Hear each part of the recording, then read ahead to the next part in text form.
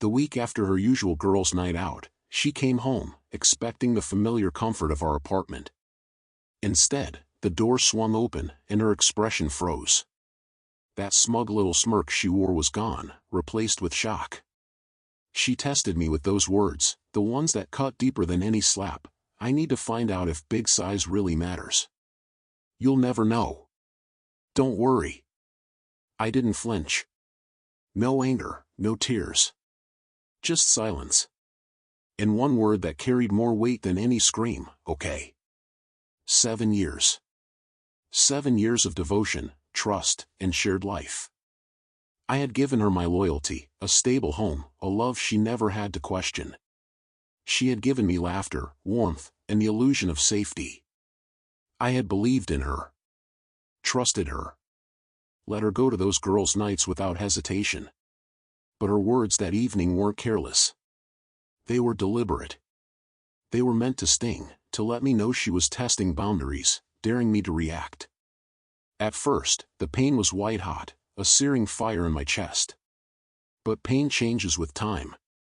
It cools, hardens, and becomes something sharper. Clarity. Her confession wasn't accidental. She wanted to make me feel powerless. She wanted to see me small. But I am neither small nor fragile. I did not break. The truth revealed itself slowly, almost accidentally. One night, she left her phone unlocked on the kitchen counter. Messages illuminated the screen like neon signs, words that confirmed everything. Can't wait for tonight. He'll never know. LOL. Bigger is always better. Every line scorched, but I didn't look away. I saved screenshots, forwarded them to a private email. I wasn't seeking confirmation anymore. I was collecting evidence. Her nights out were never innocent. They weren't laughter over wine or gossip. They were motel rooms, fleeting encounters, secrets hidden behind perfume and lipstick. Every detail she tried to conceal, I catalogued meticulously, in silence.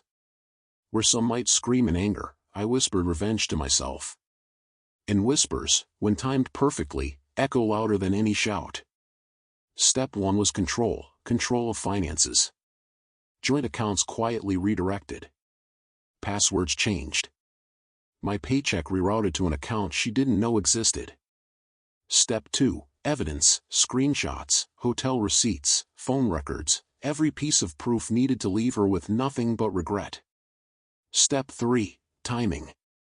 I didn't want a quick explosion, I wanted a slow, deliberate collapse. A stage set so perfectly that the curtain, when it fell, would leave her not just alone, but stripped of the image she clung to. The following week, she left for her girls' night dressed to the nines, tight black dress, heels clicking like a countdown to disaster. I waited, calm, patient. Every detail of my plan was in place. By the time she returned, the locks had changed. The door she expected to open into her familiar home no longer belonged to her. And yet, I wasn't gone. I was waiting.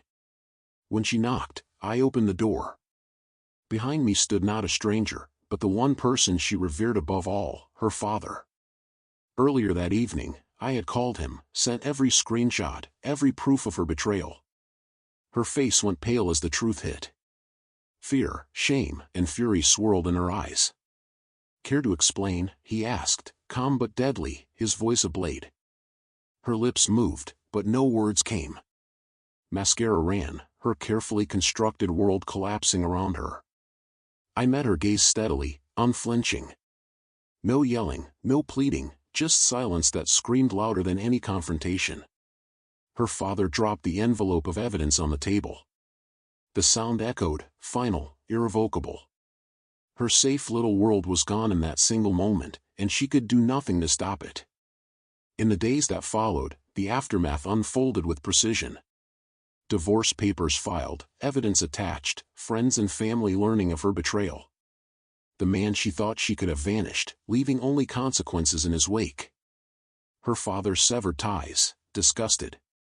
Friends distanced themselves. The illusion of the perfect life she had crafted dissolved faster than she could react. And I I walked away unbroken, financially secure, reputation intact, free from poison. She had wanted to know if size mattered. It did. Not in the way she imagined. Not physical. But in the size of patience, the size of silence, the size of a man's resolve when pushed too far. She had mistaken calm for weakness, quiet for smallness. She was wrong. When I finally closed the door behind her, her stunned, broken face burned into memory. And in that moment, I understood something fundamental about revenge. It's never about rage. It's about control. And throughout it all, I had never lost mine.